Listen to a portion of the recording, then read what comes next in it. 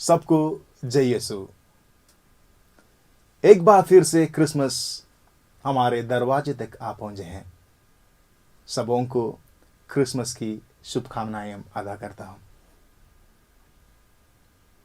Christmas के दिन हम लोगों को इनाम देते हैं, हमारे पड़ोस में रहने वालों को, अपने दोस्तों को, और जिन्हें हम प्यार करते हैं उन सबों को हम इनाम देते हैं। कुछ साल पहले जब क्रिसमस की 9 दिन प्रार्थना चल रहा था, एक छोटी सी लड़की मेरे पास आकर एक प्रश्न पूछा। उन्होंने मुझसे पूछा, फादर जी, प्रभु यीशु के जन्मदिन के लिए आपने प्रभु के लिए क्या इनाम खरीदा? मैं तो अचंभे में पड़ गई। मैंने कभी भी प्रभु यीशु को इनाम खरीदने के बारे में नहीं सोचा था। मैं तो मेरे दोस्तों को इनाम दिया हूं, अपने पड़ोस में रहने वालों को इनाम दिया हूं, लेकिन प्रभु यीशु को अपने जन्मदिन में इनाम देने के बारे में मैंने कभी नहीं सोचा था। उस दिन से मैंने सोचने लगा कि मैं प्रभु यीशु को अपने जन्मदिन में क्या इनाम दूं। कुछ दिनों के पहले मैंने टीवी पर एक वीडियो देखा था। वीडियो ऐसे हैं, उसमें ऐसे दिखाया गया है कि एक छोटी सी लड़की जो थैलेसीमिया बीमारी से पीड़ित है, उनके बारे में दिया गया है। इस वीडियो में ऐसे दिखाया है कि एक आदमी स्कूल में जाके अपने बच्चों से पूछते हैं, जो बच्चे जन्मदिन मनाते हैं उनसे ये पूछते हैं, आप अपने बर्थडे के दिन में क्या इनाम पाना चाहते हैं, क्या गिफ्ट पाना चाहते हैं? कुछ बच्चे ये बताते हैं, मैं अपने बर्थडे के दिन आइसक्रीम खाना चाहता हूँ, मोबाइल चाहता हूँ, लैपटॉप चाहता हूँ, केक चाहता हूँ, और बहुत चीज़ों को बताते हैं। और सबसे आखिरी में जो इंटरव्यू ले रहे हैं वो आदमी उस लड़की के पास जाते हैं जो थैलेसीमिया से पीड़ित है और पूछते हैं, आप अपने जन्मदिन में क्या गिफ्ट लेना चाहते हैं, पाना चाहते हैं? और वो लड़की बताती है, मैं अपने जन्मदिन में अपनी मम्मी को मुस्कुराते हुए देखना चाहता हूं। उनके जन्मदिनों में उनकी मम्मी इतनी ज़्यादा दुखी हो जाती है क्योंकि उनको नहीं मालूम थी कि अगले साल मेरी बेटी जन्मदिन मनाने के लिए रहेंगे कि नहीं, इसलिए बहुत ज़्यादा रोती थी। लेकिन इस बेटी को नहीं मालूम मम्मी क्यों रो रही है, इसलिए उस लड़की ने उस आदमी से बताया, जन्मदिन में मेरी मम्मी को मुस्कुराते हुए देखना चाहता हूं। यदि आप प्रभु यीशु से अपने जन्मदिन में, क्रिसमस के दिन प्रभु यीशु से पूछेंगे आप अपने जन्मदिन में क्या गिफ्ट पाना चाहते हैं, प्रभु यीशु जरूर आपसे ये बताएंगे कि मैं क्रिसमस के दिन आपको मुस्कुराते हुए देखना चाहता हूं। क्योंकि प्रभु यीशु अपने जन्मदिन में अपने बच्चों को, अपने लोगों को आनंद में रहते हुए देखना चाहते हैं। वही हमारा प्रभु यीशु है। प्रिय दोस्तों, हमारे स्वर्गीय फादर स्वामी सदानंद जी ये कहते हैं कि मनुष्य की आनंद में ही ईश्वर की महिमा प्रकट होती है, यानी सृष्टि की आनंद ही सृष्टिकर्ता की महिमा है। प्रिय दोस्तों, जब हम अपने ज़िंदगी में, जब हम आनंद के साथ अपनी ज़िंदगी बिताते हैं तो प्रभु यीशु आनंदमय हो जाते हैं। यही प्रभु यीशु अपने जन्म के दिन में चाहते हैं। क्रिसमस ऐसी एक त्योहार है जो हमें ईश्वरीय प्रेम और उपस्थिति का एहसास दिलाता है, क्योंकि उनका नाम है इमानुएल, यानी ईश्वर हमारे साथ है। मेरे प्रिय दोस्तों, मनुष्य की सबसे बड़ी ज़रूरत यह है कि वो किसी के साथ, किसी के संग रहना चाहते हैं।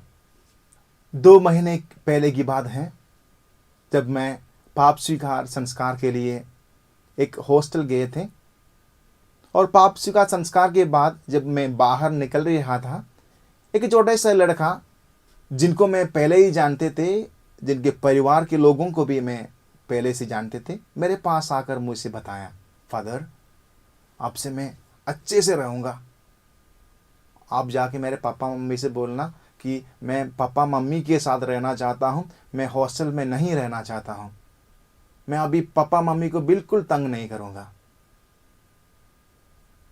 और कुछ समय के पहले एक आदमी मेरे पास आया जो विदेश में काम कर रहा था और मुझसे बताया, फादर जी अब मैं बहुत ज़्यादा थक गया हूँ, मैं काम से नहीं थका हूँ, लेकिन मैं विदेश में तो बहुत अकेलापन महसूस कर रहा हूँ, मैं अभी काम छोड़ के मैं अपने देश आ रहा हूँ, मैं अपनी पत्नी और बच्चों के साथ रहना चाहता हूँ।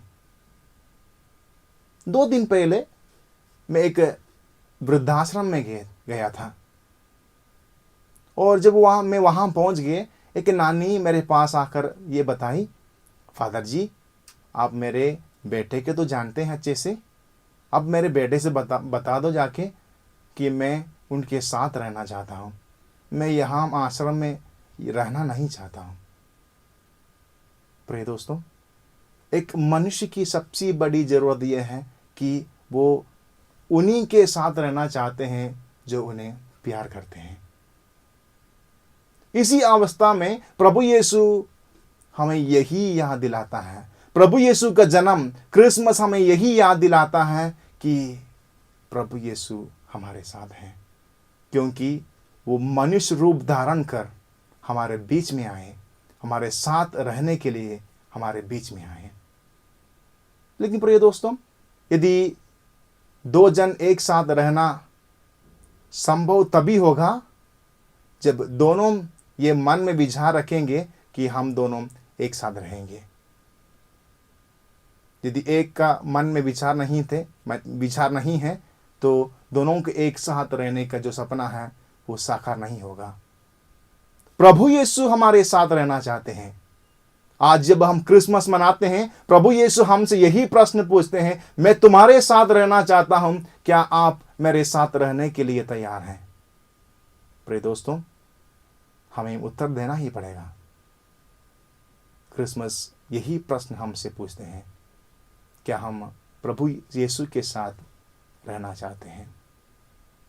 मैं एक कहानी सुना हूं, इसमें लिखा है, क्रिसमस की तैयारी के लिए एक पैरिश काउंसिल को बुलाया था और सब एक साथ आने के बाद उन्होंने यह निर्णय लिया, इस साल हम चरणी बहुत अच्छे से बनाएंगे और बहुत अलग तरीके से बनाएंगे। उन्होंने यह निर्णय लिया कि चरणी हम बहुत बड़ा बनाएंगे और बनाने के बाद उसमें हम इस साल मूर्तियां नहीं रखेंगे, लेकिन जिंदे आदमियों को खड़ा कर देंगे, नहीं तो बैल बकरियों को जिंदा हम खड़ा कर देंगे।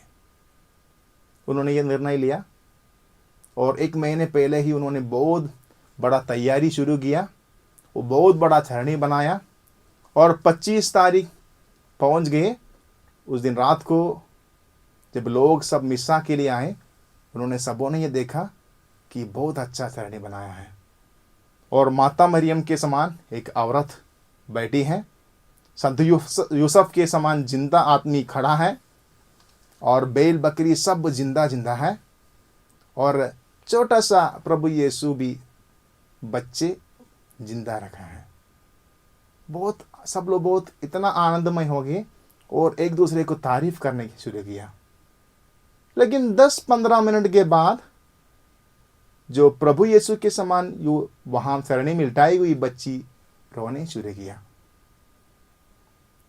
इतने जोर से रो रहे थे और वहां के पैरिश काउंसिल के लोग क्या करेंगे सोचने लगा, ढूंढने लगा, दूसरे बच्चे को ढूंढ के एक दूसरे बच्चे को लाकर चरणी में लिटा दिया और 10-15 मिनट के बाद ये बच्ची भी रोने शुरू किया और ये पैरिश काउंसिल के लोग ढूंढने गए गांव में और दूसरी बच्ची को लाकर चरणी में लिटा दिए और 10-15 आधा घंटे के बाद ये बच्ची भी रोना शुरू किया।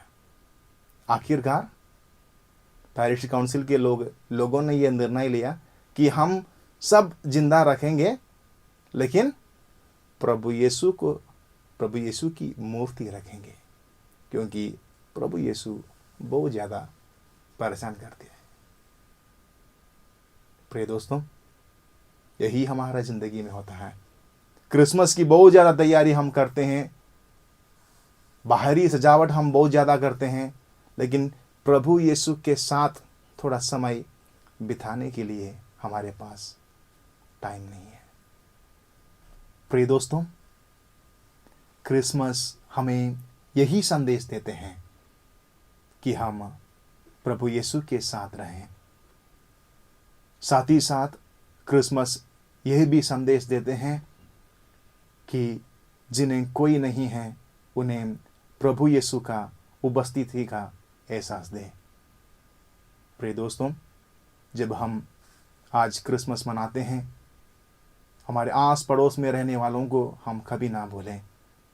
सबों को एक बार फिर क्रिसमस की शुभकामनाएं। धन्यवाद।